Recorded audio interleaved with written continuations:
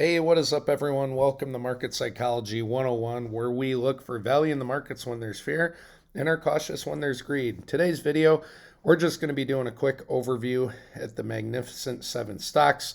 Here, obviously, you can see the chart of the S&P 500. This is on the monthly. I have one of my favorite indicators on there. We haven't had any sort of reversal on the monthly. When we go to the weekly, which you can get by clicking the 5-year, as you can see, we haven't had even a weekly change of course since this buy signal all the way back here. And since that time, we've gone up to the tune of 19%, pretty strong move. And we've been going up for pretty much 100 days. So let's take a look at what this means or what this looks like for the Mag 7 stocks. Of course, I wouldn't be doing my job on this channel unless we looked at the Fear and Greed Index. We are in extreme greed, 75 and above, on the CNN chart. And pie investing, which I like a little bit more, says that we're a little bit under in greed at 69%. So still, both those charts are pretty close as far as what they're showing us. Let's take a look at the Magnificent Seven stocks, and let's start off with Microsoft. What is Microsoft looking like today? So here I had a fib drawn up clearly a few weeks ago. So we are going to move that fib to represent what we see here. And we haven't had a move up or down since back here, since we were at 371. From there, right above the 0.5 fib and this green line, that 10 MA, we've moved up to the tune of about 13%. So pretty good move. One thing I like to look at outside of this buy-sell indicator when things are just bullish is take a look at moving averages. With moving averages, you can see if something's losing steam.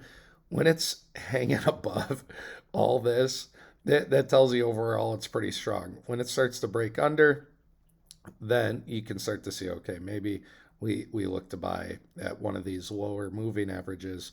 And another thing you can look for, at least with stocks like Microsoft, is when they're under the 50 RSI. This is overbought, this is oversold. RSI is relative strength index.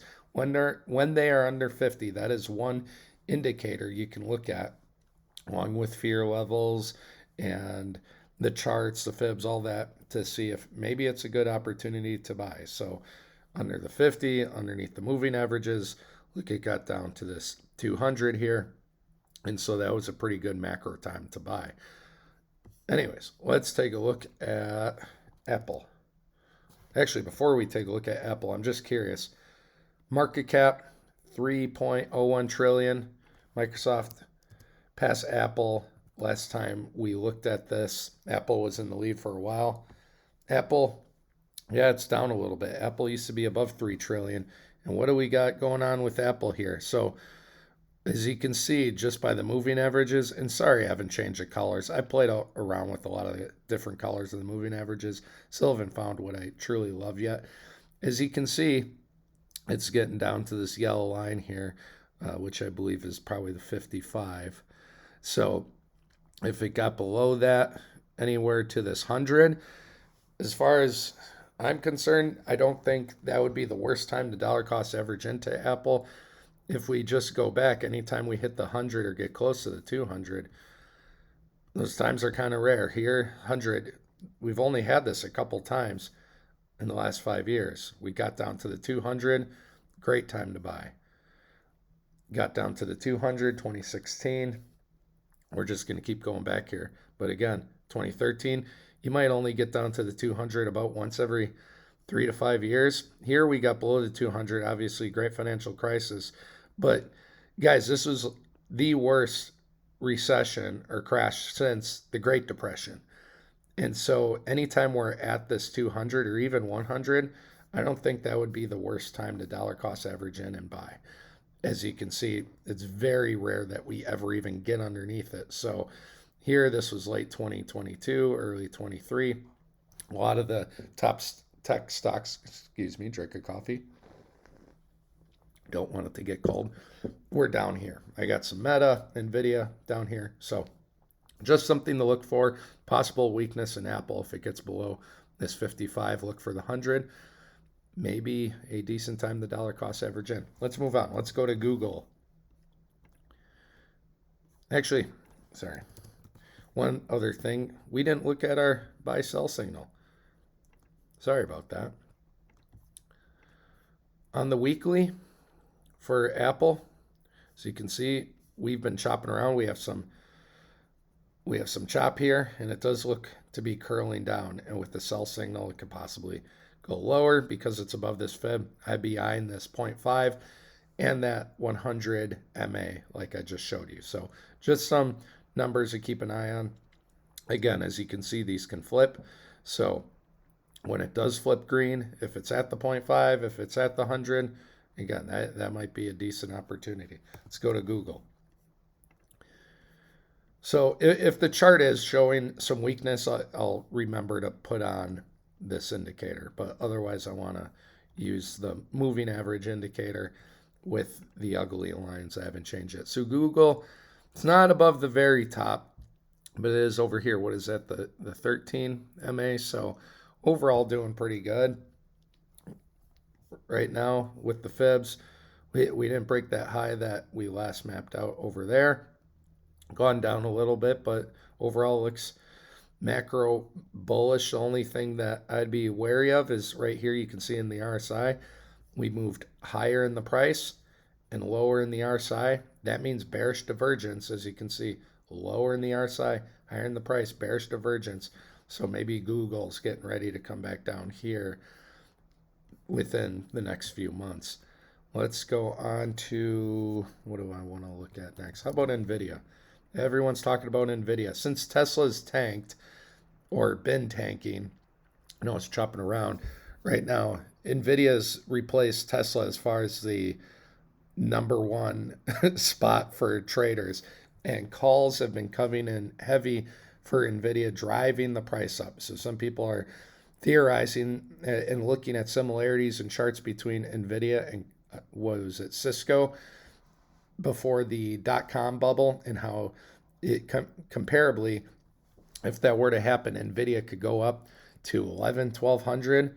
So take from that what you will. NVIDIA 1.81 trillion. So if it went up to 1,200, I'm just going to math this out on my calculator quick. So right now, NVIDIA, the price, 725. Let's say 1,200 divided by 725. That's 1.655. If I multiply that by this market cap down here, that would put it at so if I multiply this times 1.8, that would put it at 2.98 trillion, which would put it right up there with Microsoft and Apple as the very, very top stocks. I think Microsoft and NVIDIA, if two of the strongest, are the two strongest stocks right now as far as what you look at with their potential, forward moving, their balance sheets and everything.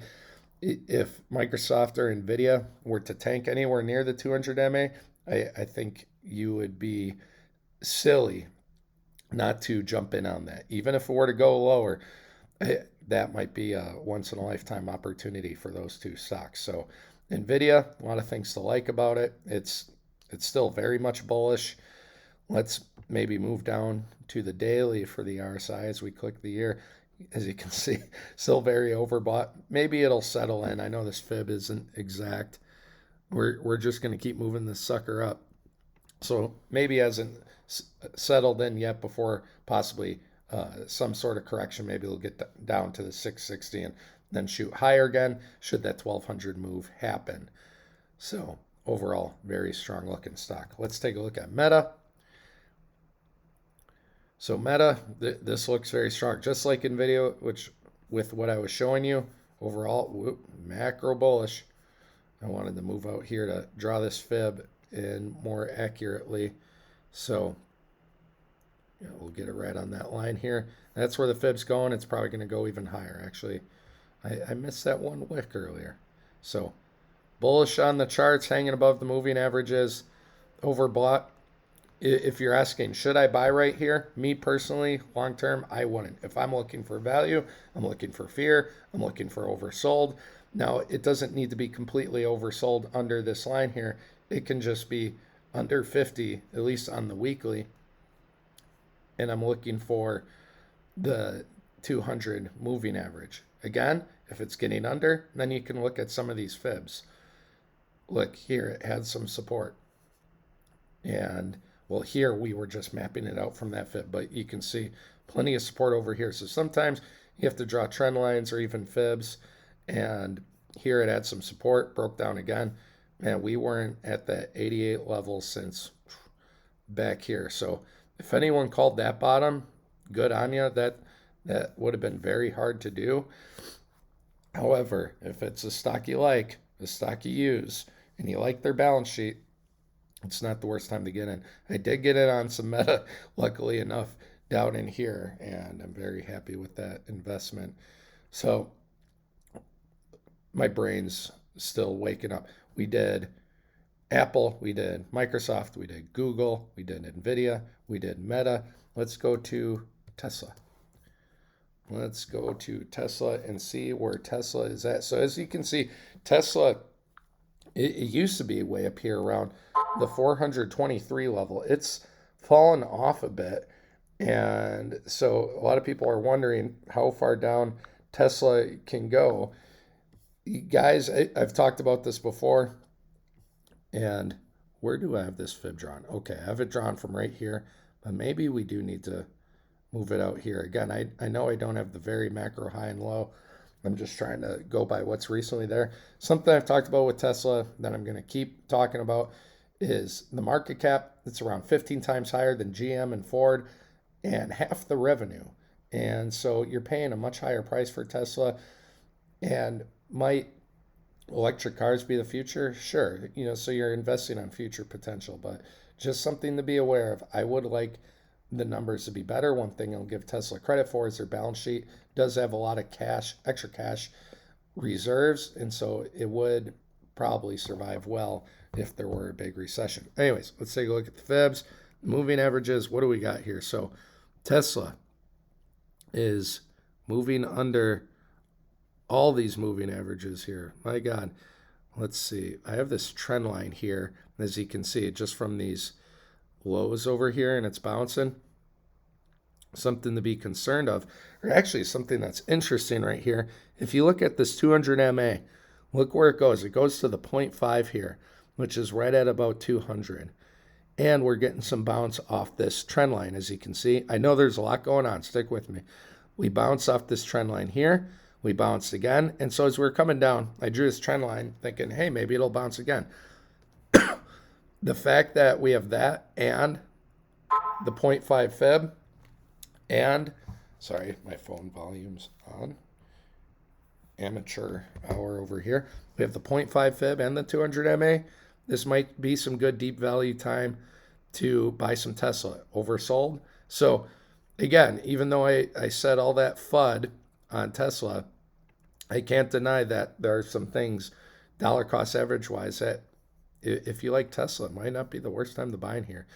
As far as the buy sell signal, we don't have a buy reversal yet, but we do see some bounce here, and it's staying above this fib down here, the 618. We have the 200 MA over here, as we just saw. Also, not that I want to catch a falling knife if I were to buy that, but we've been falling.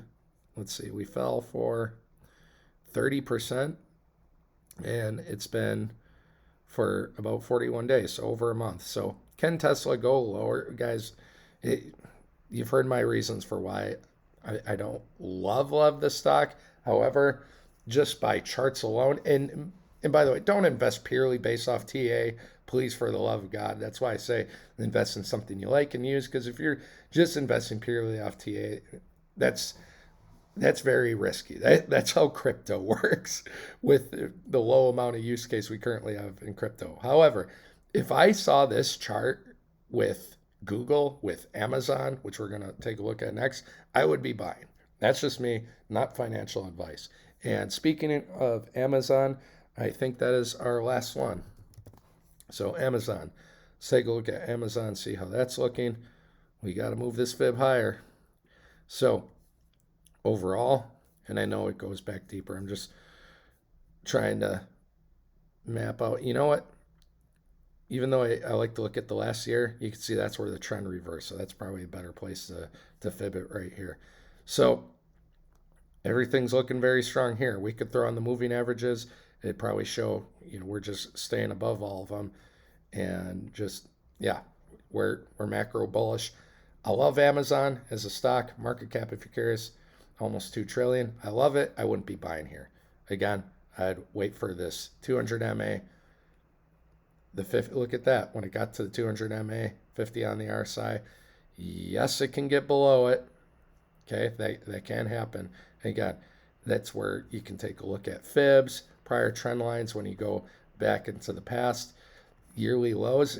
Guys, if price was down here, that'd probably be freaking most people out. Here in Market Psychology, this is where I tell you, if it's stock you like, stock you use, we're below 200 MA, you believe in it, DCA into that sucker. And if it gets low, what'll usually happen to people is they feel defeated and they're like, oh, this thing's just tanking. Why bother? If you believe in it, you like it, and you use it, keep DCAing into it, because if you did, look at all that profits you would be taking. We can go back even further in history to show that when those, look at how much time we just went through. It rarely goes down for more than a year or two like that. And those, look at this, it was 16, 10 times lower. Great opportunities to buy. We could go back even further, probably great financial crisis levels. Yep, look at this. So from the high to the low, look at this, 07 to 08, that was November. This was October. So, a whole year, we can go a whole year of it just going down. People feel defeated. That's the times you need to be excited and buying. So look at this, almost a whole year. Again, very similar things. Silly not to buy in here. I was so hoping it would get under 80. I was ready to throw a ton of money at it. I should have anyways. But anyways, Amazon, macro bullish. I'd be waiting on buying just to get some better long-term value. Again, not that you can't dollar cost average in, but me personally, that's why I like drawing up the fibs, looking at some of these indicators. Sometimes we'll get a sell and a buy. And when we get this reversal and we get a little bit of structure, then at least you're getting better value, at least for the short term. So anyways, hope you guys enjoyed that video, and I hope you have a wonderful Thursday. So take care, everybody. Bye-bye.